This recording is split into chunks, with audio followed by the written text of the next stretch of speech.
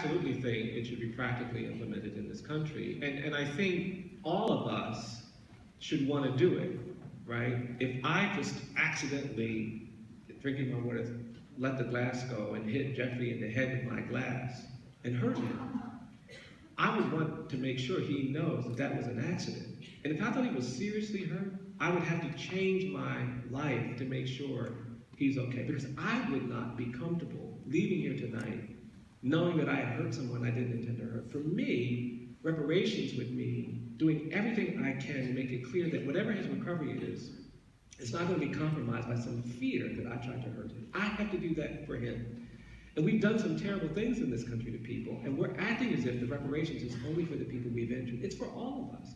If you have abused someone, if you have oppressed someone, if you terrorized people, if you segregated people, if you have killed people because of your bias, you have to do things to become healthy and whole. And that's what the case of reparations for me is all about. It's about how a society heals from injustice. In South Africa, they recognized that after apartheid, they couldn't move forward without something reparational. In Rwanda, they realized they won't get to peace until they try to repair the damage that has been done. That's what the efforts in Germany have been about. The reason why when you get to Berlin, you can't go 100 meters without seeing a stone or a marker that's been placed next to the home of a Jewish family during the Holocaust is because that nation wants to recover from the ugly history of the Holocaust. The Germans want you to go to Auschwitz and reflect soberly about that history. In this country, we do the opposite. So I think, yes, it can be very practical. We should have started in the 60s, right? We could have said in the 1960s, you know, it's naive to think that people have been saying segregation forever for the last 30 years, now have this Voting Rights Act or Civil Rights Act and everything's going to be fine. We should have said, how do we recover? And it would have been totally appropriate for states in the South to say, you know what, we're going to have different rules for black people. We're going to actually automatically register every black person to vote when they turn 18. Black people don't have to register to vote.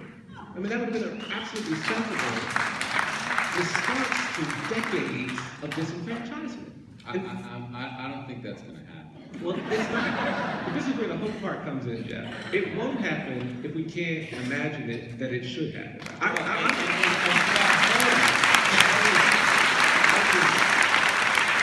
listening to one of your talks, and you talked about Alabama. 34% of the African Americans in Alabama are ineligible to vote because of criminal records. It's about 30% of the black men in Alabama. But the first question has to be is, should it have happened? Right? So if we can answer the question, should we have done something to facilitate voting after we brutalized and terrorized and killed people for trying to vote for a century? I think the answer is yes. And then the question is, could we have done it? Yes, we could have, right? And now, will we do it? That's a more complicated question.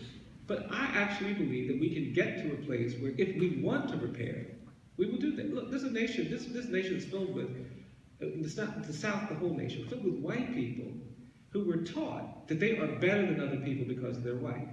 And then that was directly or indirectly reinforced by everything they see around them. They look at who has power, they look at who has governance, who has corporations, and it's all these people. So they're being misled by this lie, this abusive lie, that they're better than other people because of their skin color. I actually want to persuade them that that's a kind of abuse that you have suffered.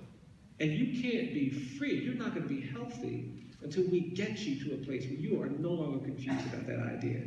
So help us recover from the lie that